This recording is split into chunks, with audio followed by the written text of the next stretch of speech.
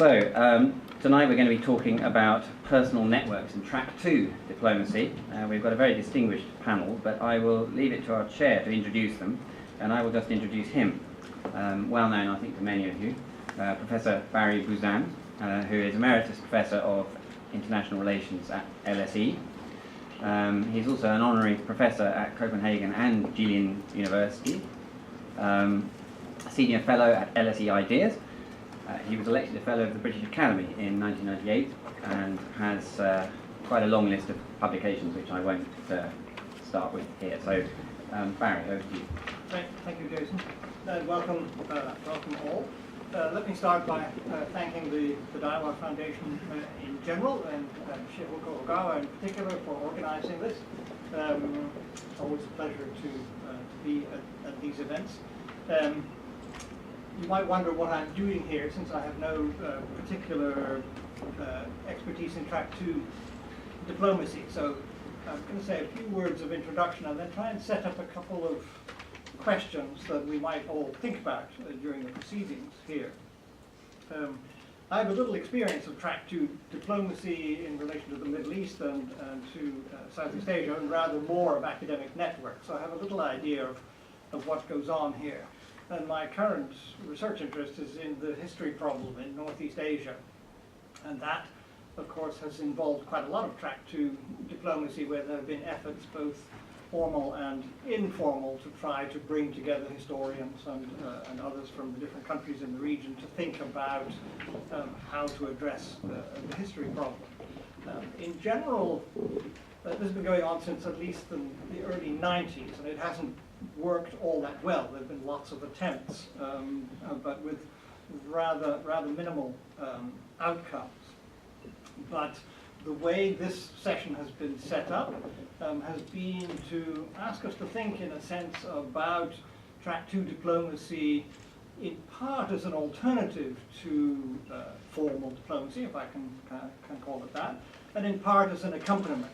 When relationships are difficult, does it help to have diplomacy going along on multiple levels or multiple tracks? I think one of the questions that really is crucial to this is how much difference it makes to the problems and or opportunities for track 2 diplomacy when it's not just a case of political relations between two countries being bad, but also when the societal relations are bad, as they have been becoming between Japan and China for quite some time now. So we have a very particular and perhaps particularly difficult instance here for the application of track 2 diplomacy, where there's a kind of downward spiral, not just on the political level, but also on the societal level, where the two societies are constructing each other as threatening, and each of them is selectively forgetting parts of its history in order to cast the other in a bad light.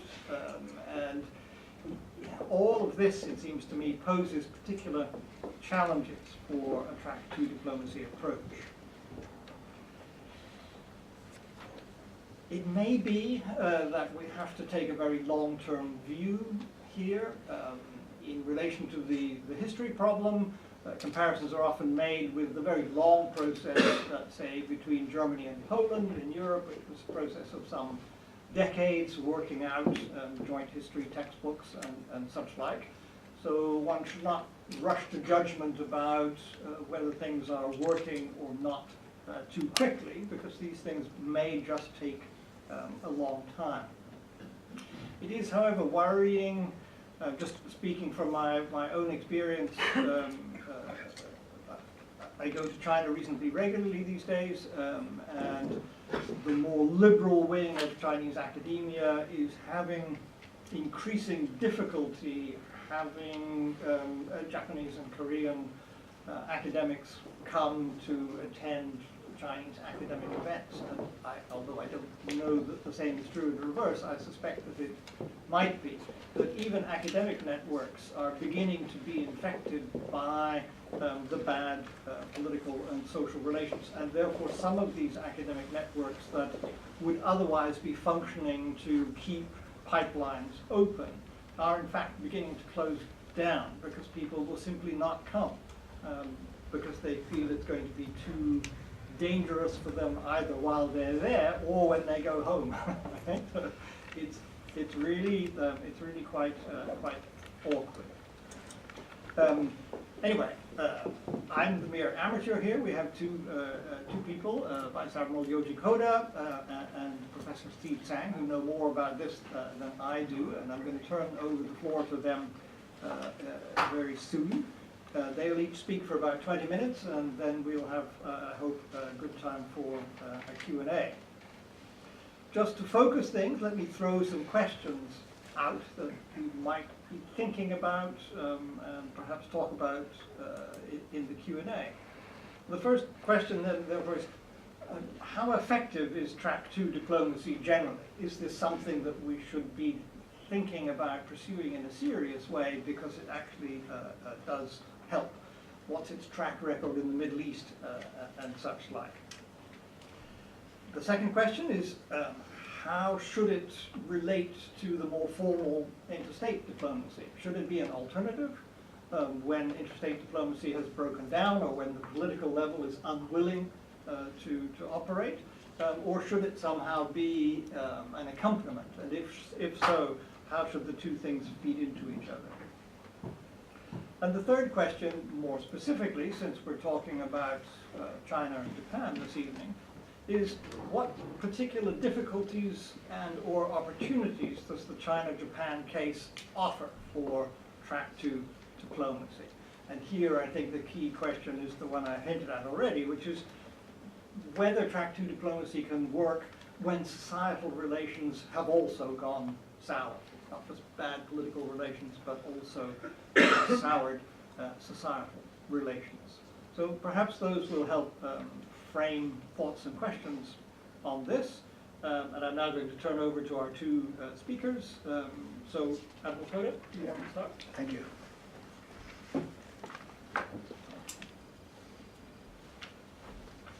Barry, thank you very much. And also, I'd like to thank you. Thank you for Daiwa and for, I think, making this opportunity for me. I came all the way from Japan the day before yesterday. And last night, I went to the Primat and spent some time. And especially after the seminar, and the drinking time was the great time, especially for sailors. And this actually, the Track 2 subject is extremely difficult subject for me to talk. I was just a lazy, sloppy sailor. So I'm not so used to speak something like this. But if I have some advantages over you, I visit Beijing or China pretty often, maybe 3 to 5 times a year. And I have some real Track 2 talks with our Chinese counterpart. And also, the Navy is very different from other services. Navy is a part of the diplomacy. So when the Cold War ended, I was the first foreign admiral who visited the Far East Russia Kamchatka Peninsula, the Petropavlovsk. That is the strategic submarine base. So the base was closed for almost 1 decade for foreigners, especially after the Second World War II, totally closed for foreigners. And year 2000, when Russia opened the port, of course, they hated to call American first. So I was really a Track 2 substitute for Americans. And I visited that area, and for 1 week, I kept on drinking vodka for 10 hours every day. And I was almost killed, but survived. This is another Track 2 diplomacy. But, you know, the value of Navy in diplomacy is, you know, for example, even there are some ups and downs in between two nation relationships. But even the downtime, sometimes one country would send the Navy ship to the other country. And how do we interpret? And the reverse is also true. And you know, you think that China-Japanese relationship is not so good, correct? But even in late 1990s and early 2000s, we exchanged ship visit. You know, and how do we interpret that one? So as a sailor, even lazy and drinking, perhaps we are part of the track one diplomacy. So I have, what I'd like to say at the beginning is, you know, my experience may contribute some to today's story. And I'm not quite sure about the background of each of you. So just taking some time to review what China is. Of course, you know, in every relationship among the bi or multinational, there are track one and track twos. And of course, Japan-China is not an exception. But so today I'm going to focus mainly on Japan-China relationship. But just to facilitate your understanding, I'd like to cover a little bit about China. But China, big country, and China has 15 nations at the land border, and Hong Kong and Macau. And Hong Kong now problematic. And at sea, China has 6 nations and Taiwan. So China is huge, and also China is surrounded by many nations. Okay. So that is one of the typical natures of China. Okay, and how big? And what's the population? Okay. Just roughly speaking, China is 25 times as large as the area of Japan, and 39 times as large as that of UK. Okay. Big. And then US followed, and then Brazil. And Canada, a little larger, and Russia is overwhelming. And population, and this is another overwhelming. So 11 times as large as that of Japan, and 21 times as large as that of your country. So China is, you know, in terms of the area, very big, and population, world leading nations. And this is Japanese neighbor. Okay. And then, you know, and there are various areas of subject between two nations: economy, politics, and the commercial or private relationship. But today, I'm going to focus more on the China-Japan or Japan-China security subject, because, you know, today Japan-China relationship has been deteriorating for almost 2 decades. And last 3 years, very worse, very bad. But when we take a look at the economic relationship, for example, there are still some exchanges. But security, this is the most troublesome area. So we need to understand the Chinese sense of security. This is a Japanese perspective. But, you know, China, okay, from the 3rd century before BC to the 19th century, almost 2,100 years, Chinese sense of threat is only the land threat. And especially from north, you know, the equestrian invasion happens quite often. That's the primary reason why China built the Great Wall. Okay?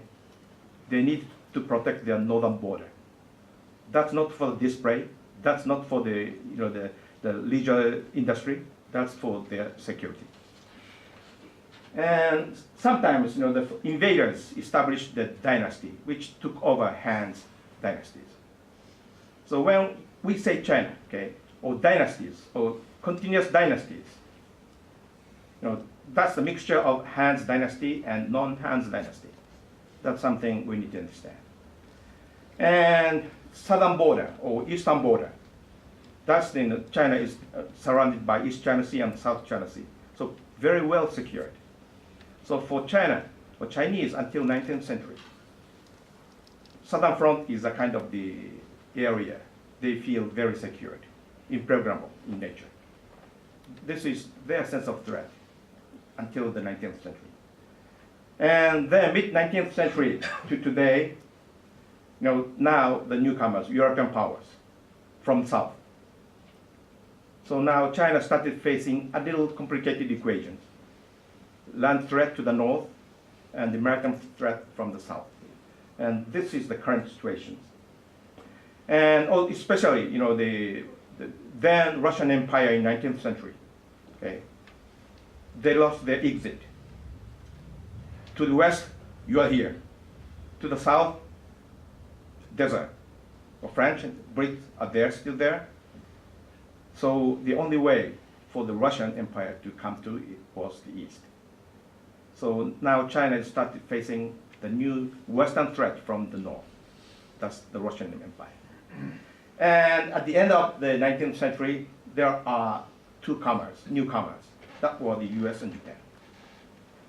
So especially after the second half of the 19th century, Chinese sense of threat got very complicated.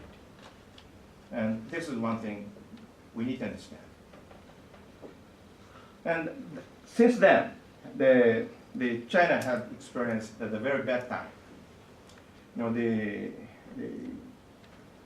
Of course, partition of the nation by European powers, that happened since the second half of the 19th century, and Sino-Japanese War of 1894-95. And that is Qing's dynasty. That's non-Han. That's the Manchurian dynasty. Okay. So for most of the Han Chinese, 90%, okay, Sino-Japanese War was not their war. That's the dynasty's war. Okay. So this is something you can understand. And then followed by Russo-Japanese War of 1904-05. Okay. China had nothing to do with that. And then the second 1911 revolution, the end of the dynasty era. And since then, most of the Chinese focus or sense of threat shifted from the Western power to Japan. And some Japanese wild activities in 1931, we call the Manchurian incident, followed by Japanese invasion in 1937. Okay. And this is Japanese perspective, but when we think about Chinese real sense of security, okay, we need to understand the Sinocentrism. Okay, this is the longer the distance from the Beijing is, the less developed. And Japan was the far longest peripheral of the nation. So from the Beijing's point of view, Japan or Japanese was the least developed, barbarian, and savage. So still they call Japanese Eastern Dwarf. So what? I don't care. Yeah. But for the Chinese, okay, Japanese invasion in 1937 really changed their thought process or psychology. Okay. So Japan, as the least developed race and nation, invaded into China, and they are humiliated. Okay. That's the only single case where China was invaded by barbarians. In the past, previous dynasties, okay, they are the huge power sharing the border, and they invaded, and they took the power from hands. Okay, that's what happened. So, from the Sino-centralist point of view, okay, the previous dynasties are not the barbarians, but Japan was far from that. The Beijing, or then Chinese capital, and the least developed people, they came to China and did something wild. So this is their sense of their view over Japanese.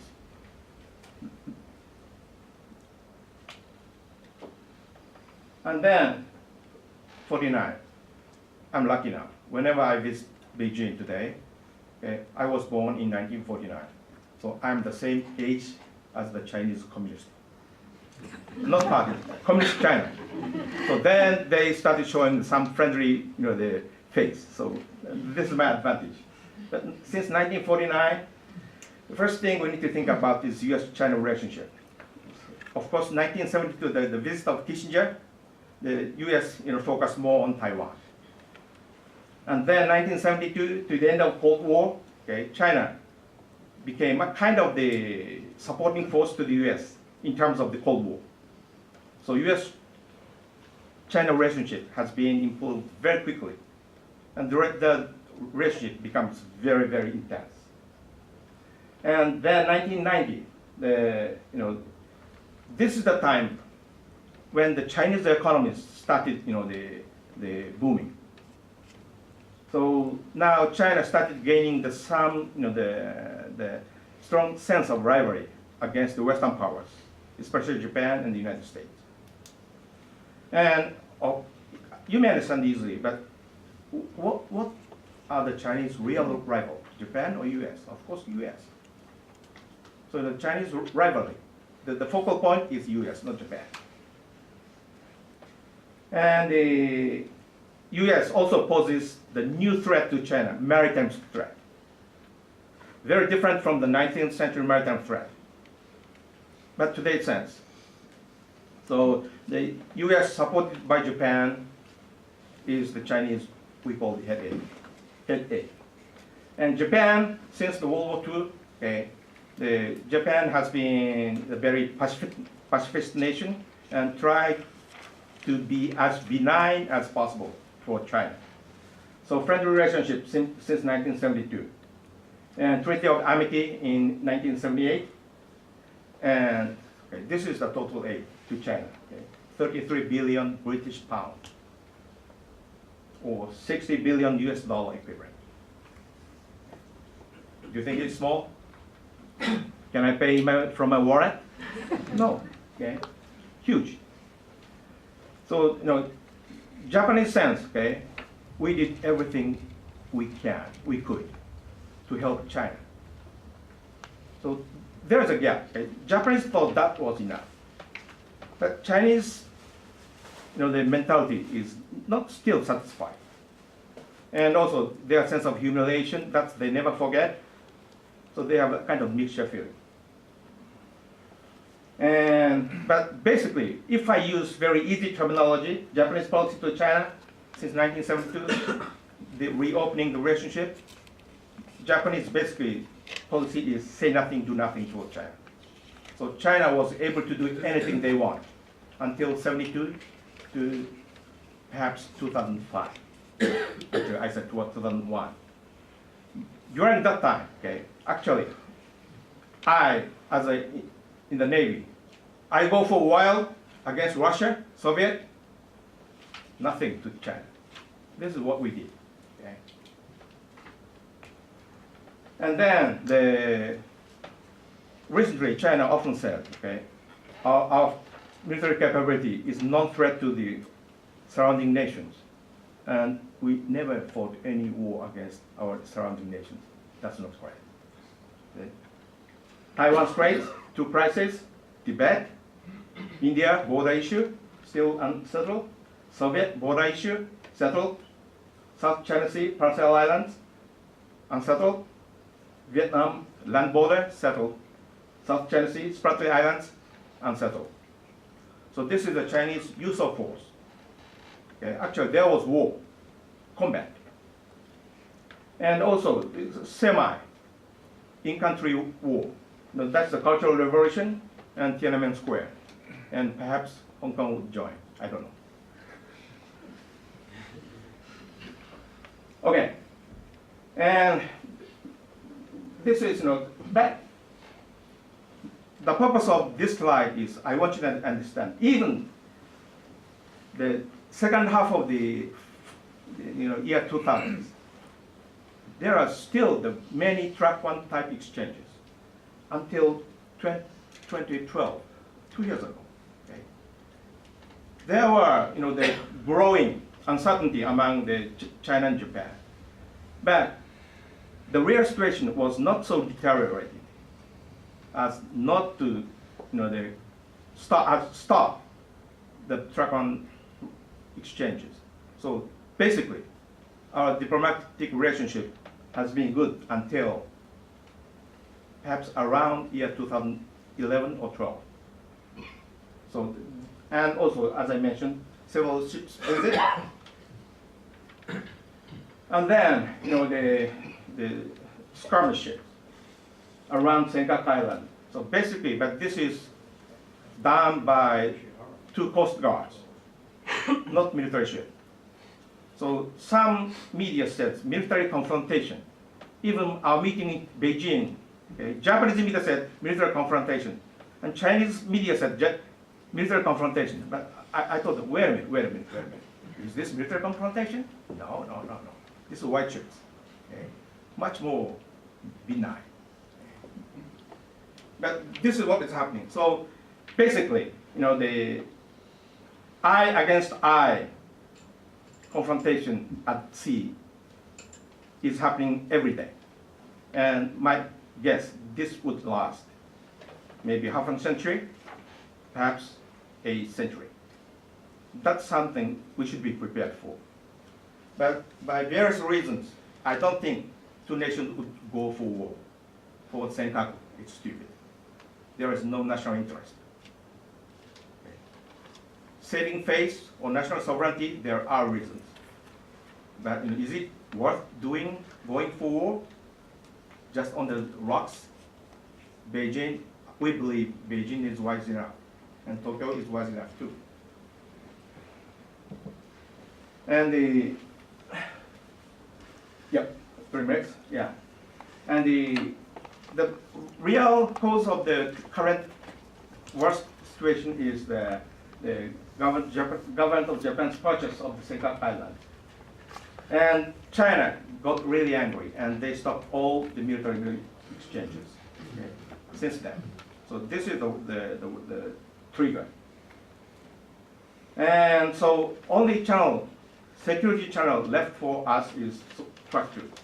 Among think tanks, NGOs, academia, and freelance thinkers like me. Freelance sailors like me.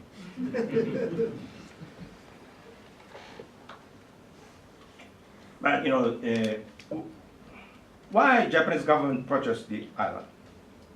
That's some of the islands, 4 islands were privately owned.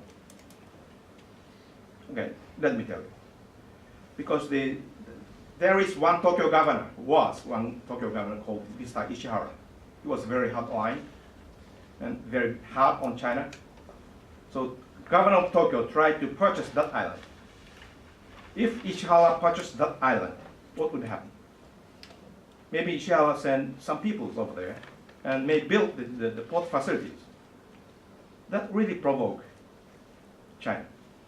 So Japanese government thought it's much better for the government of Japan to purchase it instead of Tokyo. And for the purpose of the Japanese government is to maintain the status quo, current status. No person lives, no facilities.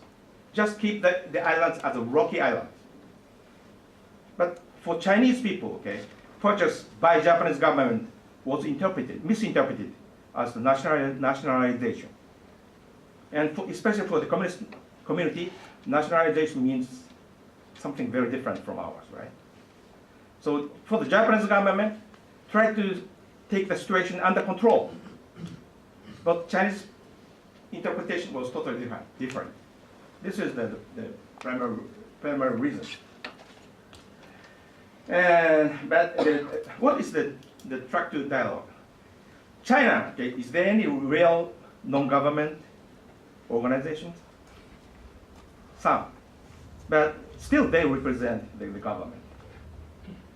And Japanese side, the huge diversity of the peoples, like me, or the media people, the real professor knew nothing about military security. So there are some mismatches between the Chinese team and Japanese team. Okay, and but now key point. Okay, the track 2 dialogue is not a substitute for the track 1. there is the very difficult limit. But still augments the track one dialogue. And today, no track one dialogue in security. So track two dialogue becomes more and more important. And especially Chinese and Japanese, okay? The Chinese basically in this kind of the open sessions, Chinese rep do not say anything about their real thoughts.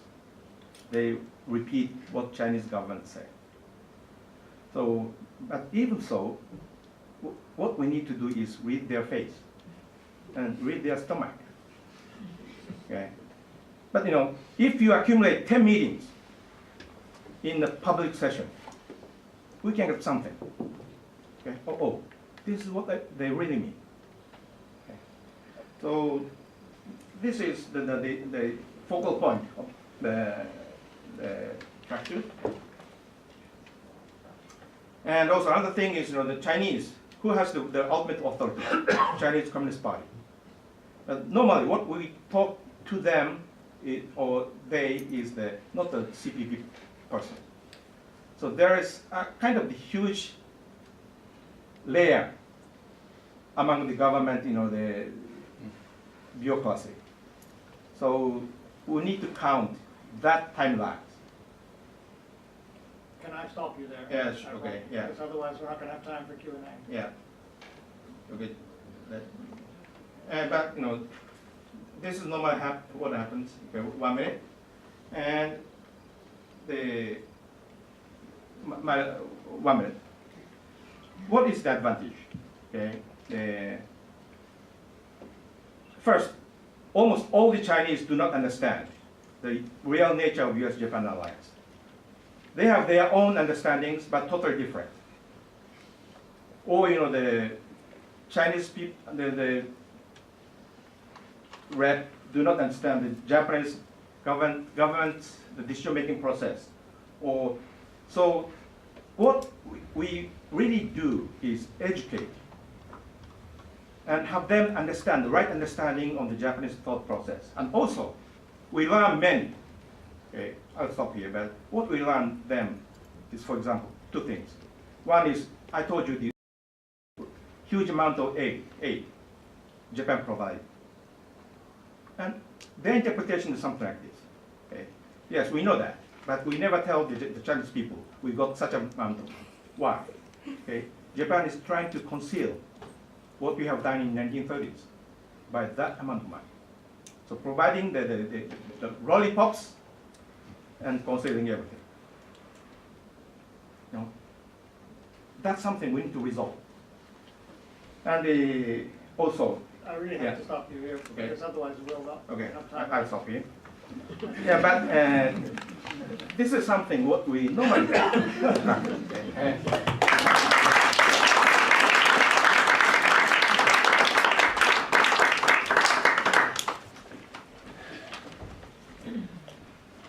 Well, thank you very much. I was delighted to hear the Admiral talking about the vodka evenings in Russia.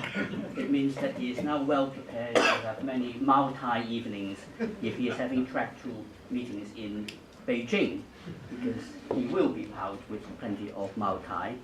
Good excuse to use that multi now that Xi Jinping is clamping down on extravagant entertainment. What I will do for the next 20 minutes or so is to focus on three questions. The three questions that were specifically assigned to me on the flyers that you received. And as I understand it, they are the three questions about why the relationship between China and Japan are so difficult.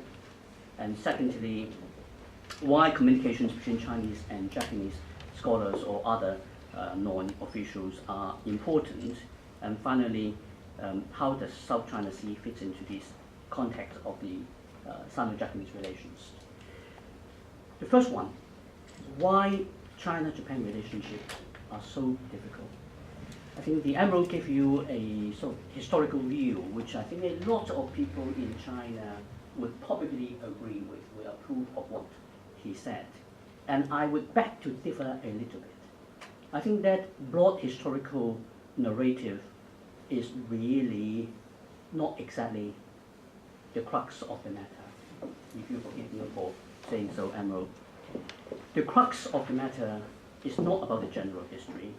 Barbarians, Japanese barbarians, yes, but from the perspective of China, if you think about China, you think about Rome at the time of the height of the Roman Empire. Outside of the Roman Empire, outside of the Roman Republic, they were all barbarians. It doesn't matter whether they happen to be Gauls or cows or whatever. So likewise, it doesn't matter whether they are Japanese or, for that matter, Manchurians or Mongolians. And the last Chinese dynasty was Manchu. They were just as bad barbarians. In fact, they were worse barbarians than the Japanese ever were, because the Japanese tried to conquer China unsuccessfully. The Manchus actually did it and stayed there for 260 plus years. And the Mongolians, they were there for 89 years. So that bit doesn't make the Chinese so anti-Manchurians and anti-Mongolians, but they are very unhappy about the Japanese because there is a particular bit of the modern history that makes it necessary. It is about the war, but about the war in a slightly different way. The legitimacy of the Communist Party of China in the People's Republic of China is based on the creation of the myth that it was the Communist Party that defeated Japan in the Second World War, or as it would be called in China, the War of Resistance against Japan. Now, if you want to get into the details of it, then you can ask any distinguished Chinese scholar or government official. So in that 8 years of heroic war against Japan, how many Chinese general officers died in that process? Oh, by the way, how many of them are the Communist Party? 1. Not in combat, not facing a Japanese soldier. There were half a dozen full generals, up to about 20 lieutenant generals, more than 150 major generals in China who died in combat with the Japanese forces. Some of them died in combat with cold weapons. It was that intensity of fighting that happened. But the party wasn't there. The Communist Party didn't do the fighting. Yet they won the war. Now you see why it is so important to them in that narrative of the history that once communism collapsed in China in the early 1990s, after Tiananmen 1989, when nationalism had to be reintroduced into China as the new ideology, the narrative changed.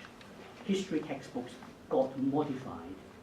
Now, every Chinese citizen can remember the war. Remind me, how old are you, Admiral? You know, it was 1949 when the last Japanese soldier left China. The last Japanese soldier in Imperial Army or Imperial Navy uniform left China in early 1946, repatriated back to Japan. There were some Japanese soldiers who continued to function in China, fought in China, employed by different bits of the Chinese state, whether it was the Communist Party, including the Communist Party, and the Kuomintang government, and some warlords in Shanxi. And therefore, some of them stayed until 1949. But essentially, you have not seen one single Japanese soldier or sailor or airman in China until they come back in friendly visits. And yet, every single patriotic Chinese can remember the war. They can remember the atrocities that the Japanese committed.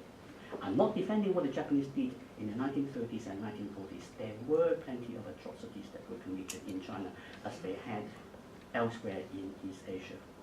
But the Japan we're dealing with today is a different Japan from the Japan that started that war, that fought that war, that committed that atrocities. There's several generations now since those people were there. And yet, they recreated this memory through the national curriculum.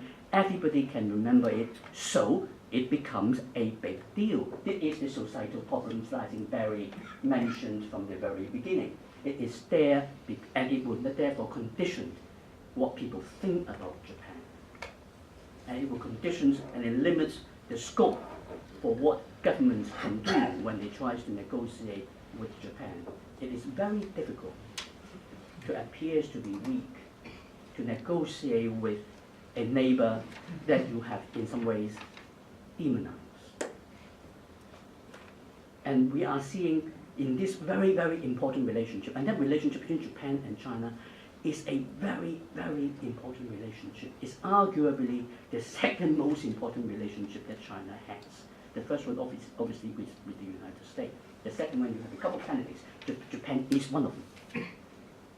And in spite of that huge reality, they still have that issue, and that issue is not going to go away unless and until the party no longer require that historical narrative to reinforce its legitimacy and right to rule in China.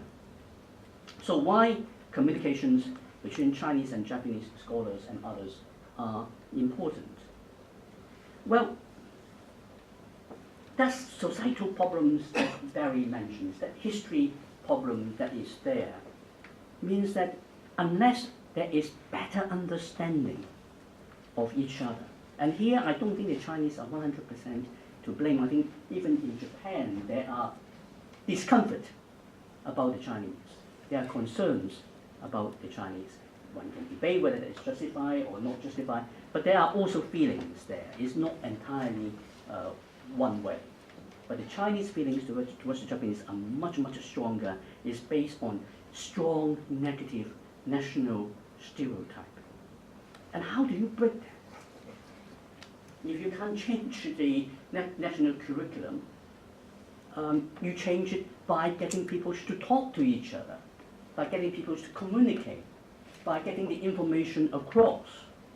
I mean, the Admiral reminded us the scale of the Japanese foreign aid to China. I haven't really checked it very carefully, but off the top of my head, the scale of Japanese foreign aid to China is the single largest aid that China has ever received from any foreign country. And few Chinese know about it. And for those who did, as the Admiral say, they would put it in a way of, well, that's really to compensate for the guilt of their atrocities that were committed in the 1930s, because they didn't pay a reparation at the end of the war, did they? How much have they plundered, destroyed, stolen from China in their long aggression against China? So 60 billion US dollars, yeah, wow, nowhere near enough. And they, of course, would not remind their citizens or others that, well, at the end of the war, the Chinese leader did come up with a policy which was that while China could not completely forget what happened in the previous 2 decades of the Japanese aggression, they will turn a new page. That China will not ask a crippling reparation from Japan, because Chinese government at the time could see that it is such an important relationship that it has to be mutually beneficial. China voluntarily say, we are now a great nation, we don't go in for the war reparations that had previously been imposed on China and caused huge damage to us in the previous 50, 60 years. Chinese citizens don't know that. Chinese citizens don't know that it was Chairman Mao who had time and again, particularly in the 1960s, when there were visiting senior Japanese dignitaries, usually from the Socialist Party, who went to China, to Beijing and visit, and they would apologize for the Japanese aggression and bad behavior in China. And it was Chairman Mao who jokingly, in his typical Maoist ways, to say that, but you have nothing to apologize for. Why do you apologize? Without your aggression, without your invasion of China, the Communist Party of China would not have been able to win power. And that was the best thing that ever happens to China. That the Communist Party came to power in China, and therefore you have done us a good deed. Don't apologize any longer. The Japanese keep apologizing, the chairman keep telling them it's not necessary, but they now tell you the Japanese never apologize properly. But when you apologize, when is it properly? It's difficult to know. But most people in China don't know that. And therefore, that kind of context is quite useful. People also don't know something very basic. And this is something that I would like to ask the Admiral to actually respond to. Something very technical, something very mundane. And to me, as an outsider, civilians, never in the military, it will appear to be terribly important. Which is that when there were problems, when there were Chinese ships and Japanese ships facing each other, or Japanese aircraft, armed fighter aircraft, and Chinese aircraft facing each other, what are the rules of engagement?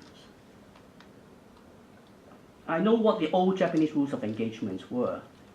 I think the new ones might have been modified to become something slightly different. But the old one essentially was that if you were captain of a Japanese self-defense force ship, and if somebody locked its missile against your ship, and you feel that you were under threat, you can radio back naval headquarters, ask for instructions, which will then perhaps go all the way to the Prime Minister, who will make a decision as to whether you can fire back or not. And of course, by the time that it could be relayed, on the assumption that everybody were on duty and immediately pass the message on with their mobile phone, a missile would have already sunk you to the bottom of the sea. Now, I think the rules of engagement have been changed now. They can do self-defense under circumstances, provided the captains can explain how it is and justify. But I'll leave the admirals to explain what the actual rules of engagements are. But think about this. This is incredibly important in dealing with the risk of potential escalations in problems between China and Japan. You have not only naval ships, you have aircrafts. Now China has created an air defense identification zone that overlaps with the Japanese ones. Certainly, for example, over Singapore. China has very good fighter aircrafts like Su-27s, they call it the F-11s. The Japanese always fly their F-15s there. You have a hotshot Chinese pilot flying an Su-27, and you have a, forgive me for saying that, perhaps not quite so hotshot Japanese pilot flying a F-15, getting in very close.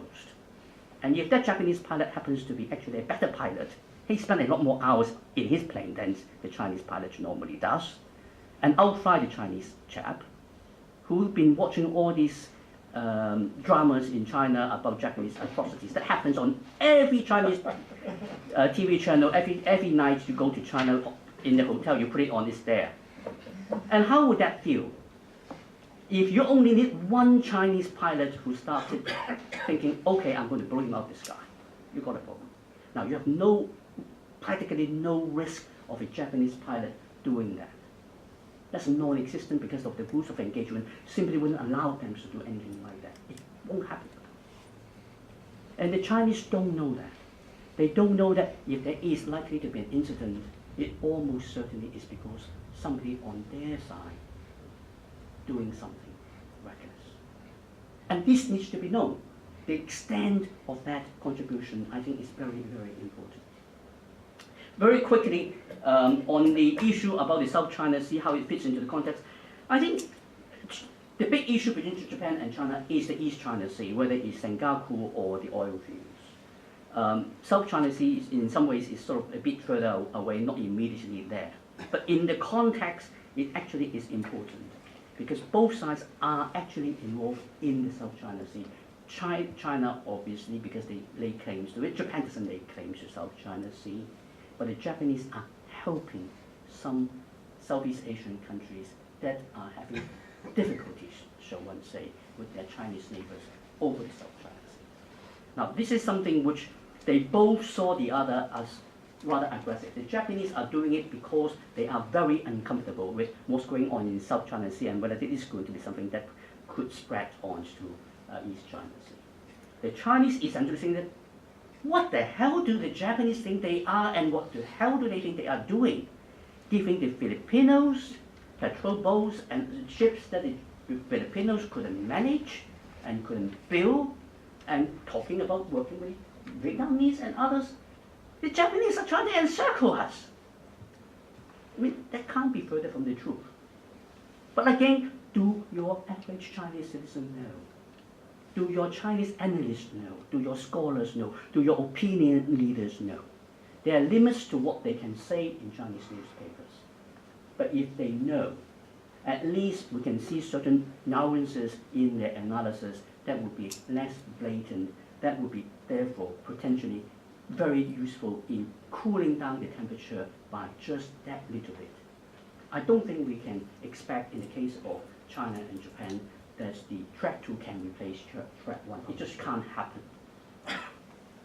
But in the way how opinions are being shaped, in the way how analysis are being put, that little bit of nuances, that little bit of caution could reduce temperature just by 1 notch at a critical time, and that is something that potentially could avoid a crisis that really is unnecessary.